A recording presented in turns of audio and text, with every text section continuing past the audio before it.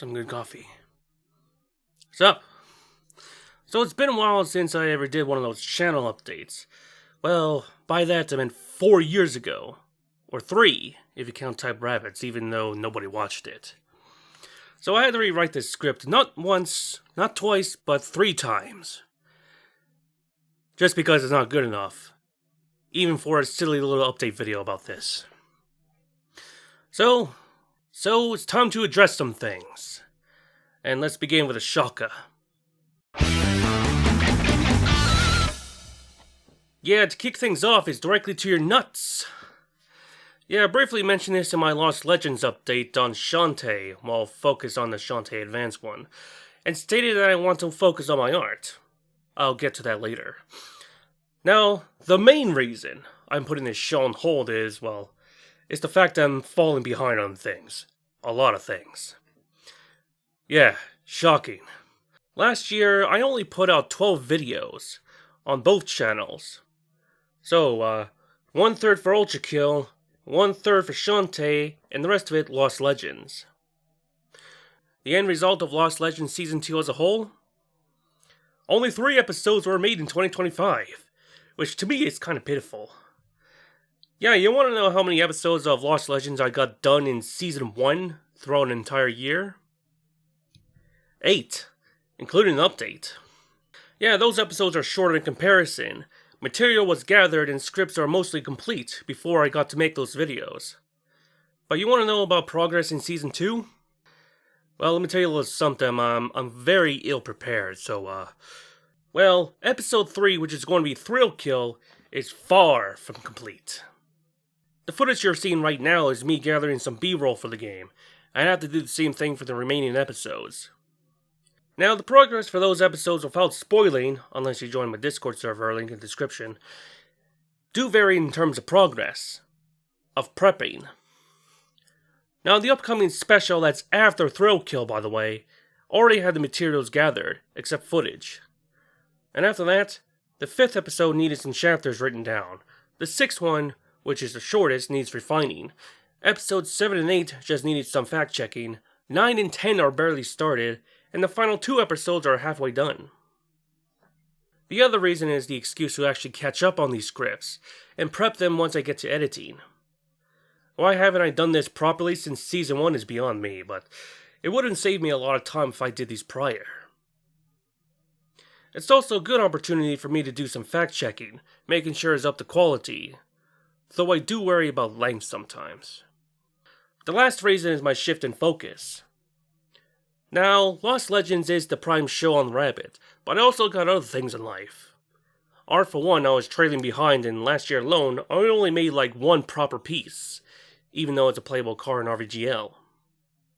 And currently, right now, I already made 2 pieces, with a 3rd one coming up. And spoiler alert, it's Shantae fan art.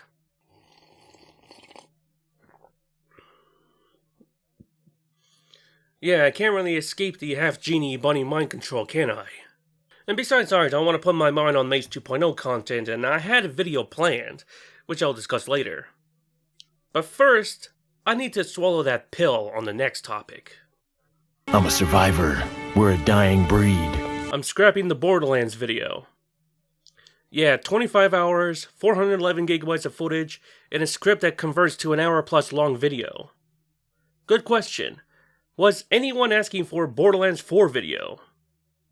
You know, I thought it was a good idea at the time, but the eventual wait for a damn raid boss that didn't came out until 2 months later, the performance issues on my setup, and the overall list of things I need to get things done, well, I decided to scrap the whole video because it feels kinda like dead weight and a waste of time. Script isn't that great anyways, and there's only like a few dumb jokes in there that I want to throw in, like the Pokemon parody, making KMFDM references, and this gym where I was about to fight Vile Lictor. This mountain, this flesh, I am the prisoner no longer. You think your enemy is human, but you face a god! By the time I'm done with him, this god's gonna bow before me.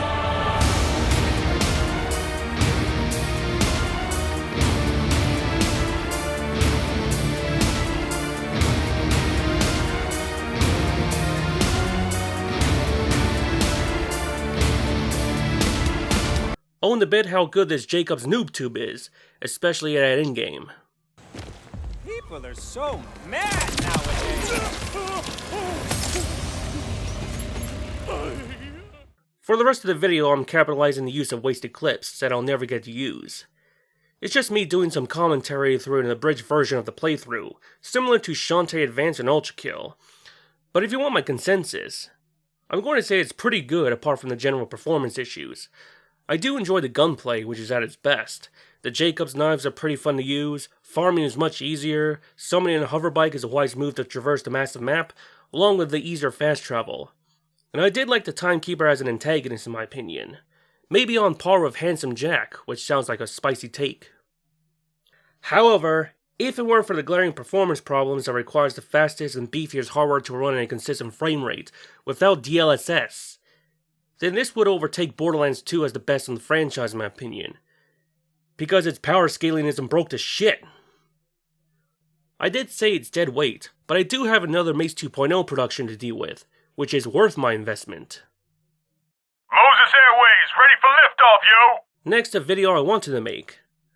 As of the filming of this video, PC's already set up. I installed my Penguin distro of choice along with a few apps. Right now it's placed on top of the workbench where my ottoman used to be. But why though?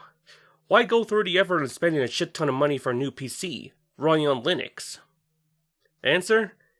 Because the Windows 11 is getting more bloated, becoming less usable for toaster PCs, forcing AI down our throats, ads on a paid OS costing $200, not to mention the annoying updates, especially when they're forced.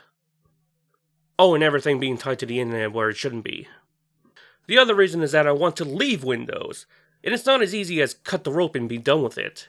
It requires a process. The one I have, which is based on Ubuntu, is a different ecosystem. You may think that the file structure like drives is simple as C, D, or E, but no. It's a different breed indeed.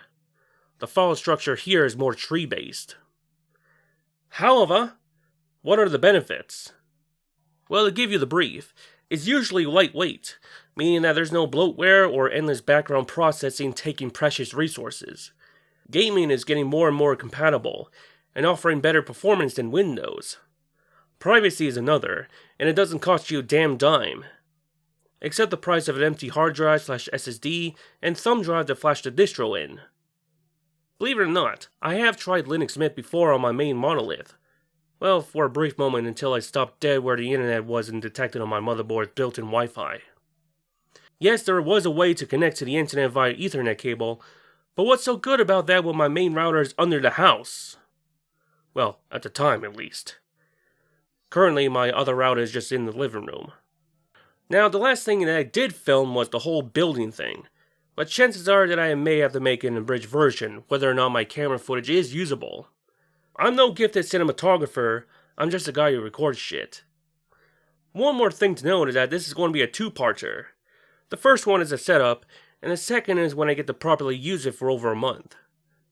Well, that's the plan, but under Mace rules, that may vary. Pick it up. Now, it's been too long since I ever did some proper art. Okay, I've been using Blender and Photoshop quite a lot like muscle memory, but making a proper drawings using some 2D paint software? Yeah, I haven't really touched that except making a reference sheet for 3D modeling. My focus here is that I want to go back to basics. Simply put it, I want to go back and draw some damn art. Not only that, I want to improve, I want to get good, I want to find the pieces of the mind puzzle that clicks with me. And search for that kind of sauce that I was lacking. Now, I have started studying back in December, taking inspiration off of 9 different artists. Currently, I have made 2 different pieces. One is a redraw and test of my current style, and the other is just me messing around with Bryce 3D. You know, that ancient piece of software that brings you the surreal vaporwave / D&B music background aesthetic. The Bryce one is irrelevant. The CSP one, or Clip Studio Paint, does represent my current style, even though it has a much better composition than my previous pieces. The third one, which is my first piece of proper fan art I've made in a couple years, is Shantae, but this time using Krita as my main environment. First off, why Krita? First reason is that I want to use it on my Linux PC, and Clip Studio Paint is incompatible. Second reason is that I want to try to draw her without relying on 3D models, even though Krita doesn't have 3D support anyways.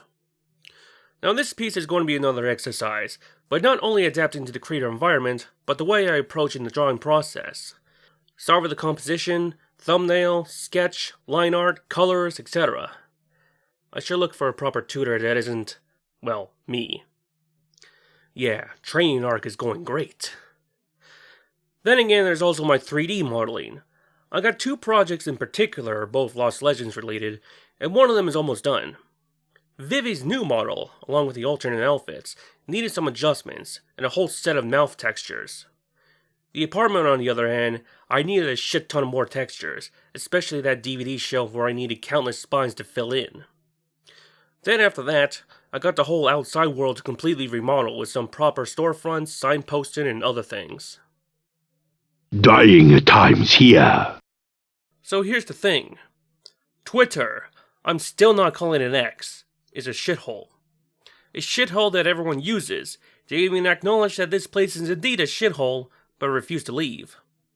I plan on leaving this place for years for reasons of being very toxic, but recently there's 3 factors that convinced me why it's a good time to do so. One is the edit image feature that was introduced in Christmas Eve, and I was one of the first people to notice. Okay, what this feature does is that you input a prompt on the image, and Grok, Twitter's AI engine, shits out 3 versions for you to choose to post a reply. This feels wrong, and it's open season for trolls and grifters, and it does not only that, it can do a lot more nefarious things to the point that some sickos prompted the thing to undress children, or put them in bikinis. Oh, this ain't exclusive to fuckover artists, but every image posted. Photography, screenshots, images of text, etc. Oh right, did I forget to mention you could edit anyone's images they posted? I know tools like Glaze and Nightshade were made to prevent AI scraping, but even those were bypassed from what I heard. Second factor, value. Yeah, kinda vague, but value as in, was the whole UX here worth it, or something like that. Why did they even go there, even though everyone said it's shit? For many people, networking, discovering new content, keeping up with some news, or they have a large following there. Well, I do have other options for those, even though it cost me the convenience to see all of them at once. So, even if I deleted my Twitters, where do I go to post my shit? Well, there's always Blue Sky, Newgrounds, and even my dumb little blog I post on rare occasions. Here's my view. Most of the people I scroll down that aren't the ones I followed range from making low-effort engagement farm posts, like this particular math format where people are arguing the process of prioritizing multiplications over division or vice versa, politics that I don't care about, gimmick accounts not following their code, retweets from people I don't follow to people I also don't follow, seeing the same fucking clips every time I open the app, and the odd unwarranted hentai out of nowhere. Third and last factor, censorship. Let's agree that censorship is bad. So bad to the point that people are afraid to coin the common phrases that are not explicit, because saying it directly would make them lose views or get buried in the algo or something.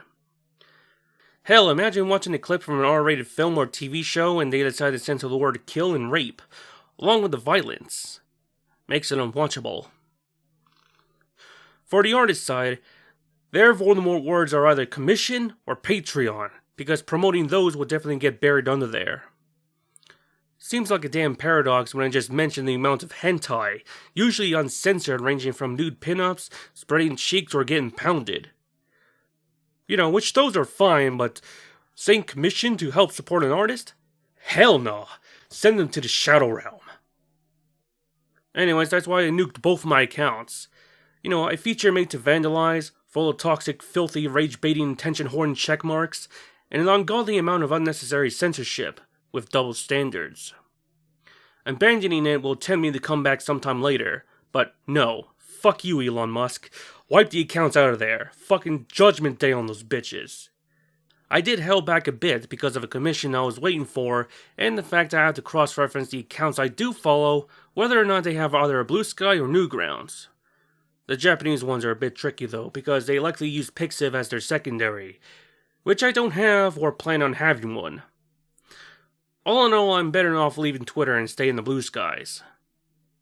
And to summarize, I'm putting Lost Legends on hold to catch things up. I want to improve my art and enter my training arc. I built a PC that runs on Linux and deleted my Twitter accounts. And that's all for today, but next video will be my Linux PC build. And I'll see you later. Bye.